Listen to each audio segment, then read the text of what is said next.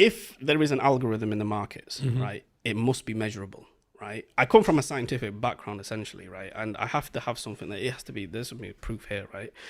So I started to dissect it, and I thought to myself, right, okay.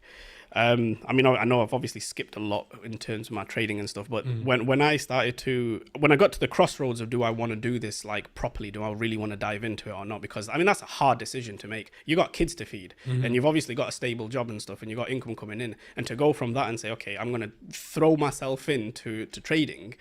I had to have some proof over here and conviction that it's going to work. So when I started to look, I mean, I've gone in so deep, like this is years and years and years of hours and hours and hours of going through it. And you get to a stage where like it becomes so obvious that it can't be booked any other way. When people start saying like there's buying and selling pressure and stuff, like it doesn't make sense, because why is the market turning on a dime? Why does it go to that specific level, and why does it reverse from there?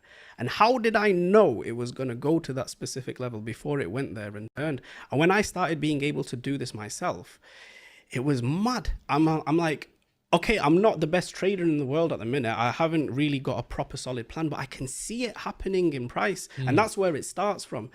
So the more I delved into it and understanding like, you know, what he was trying to teach us, is when I got to the stage of like, okay, there has to be some sort of algorithm that is booking these markets, right? I don't, what style are you? You're like SMC or SMC, something. Yeah. So how did you get into SMC? SMC, I had a mentor called Rit. Right. And originally he was trading like sort of Fibonacci, swing trading, institutional numbers, structure. Yeah. And then he slowly, during COVID, started introducing order block, right? Imbalance. Okay. And then, so that's how I very slowly transitioned with it. Okay, yeah, fair enough. That COVID was an interesting time, to be honest with you. Like, that's when I took it seriously, right? Because COVID was so difficult, and during that whole time, like, I'm obviously like working. I've got the business going, and then at the same time, I'm trying to learn ICT stuff on the side. But when I started to realize just like the whole shadiness around COVID in the first place, you see what I ended up finding, and again, like being from a pharmaceutical perspective, you know, I'm going to know things that the general public aren't really going to know.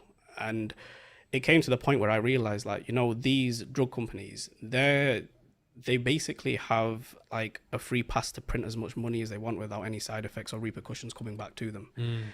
And it didn't sit right with me. So even though I could have made a lot of money by, you know, giving out the COVID vaccine in my own pharmacy, and people are probably going to, you know, say I'm full of shit with this, but I decided that I weren't going to give any jabs. And even when I was locuming, there were like managers coming up saying, you know, you have to administer them, otherwise you're not going to work here. So I was like, oh, fuck it, I'm not going to work here. And that's when I thought to myself, like, I can't do this, you know, like, the reasons why I first started trying to get into pharmacy and wanting to help people, this whole industry has changed, right? And when I went through, like, I was the case study. When I went back and started learning about like being more disciplined and stuff, I learned that all of that had to come from like over here, your brain and your mindset, like that is very, very, very important. And what I started to learn is as I became more disciplined in my lifestyle, more disciplined in my eating, my metabolic health got better.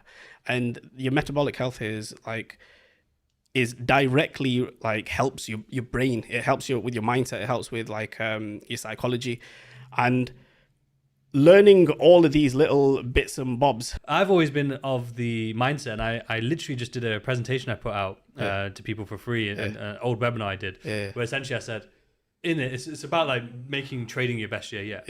But I had one slide on health. Right. Okay. And it was kind of probably threw people off because they're probably thinking, it's massive. Exactly. And huge. I said that, look, at the end of the day, in terms of trading, you have to use your mind. Your mind has to be sharp, it has to be focused, it has to be efficient. And that's not easy to do. So if you're housing your mind in an unhealthy body, it's not going to be as efficient as it can be. Oh, yeah, 100%. Yeah, that was, again, like I said, I took myself as a case study, and it really worked. I was like, I have to start keeping my mind healthy, and that's going to be directly to what I eat, the kind of foods I eat, and obviously going to the gym, remaining healthy.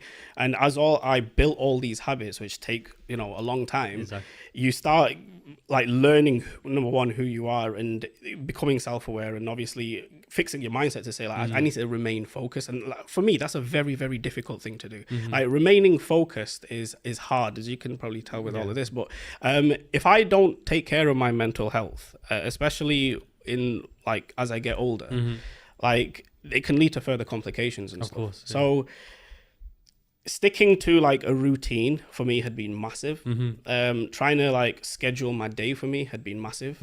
Getting a trading plan that I could focus is like just on my time window has been massive. That for me was the biggest thing, because I'm looking at charts, I'm there 4-5 hours knowing that I can't focus with this amount of time. I'm taking silly trades, I'm doing stupid things, I'm trading outside my time windows.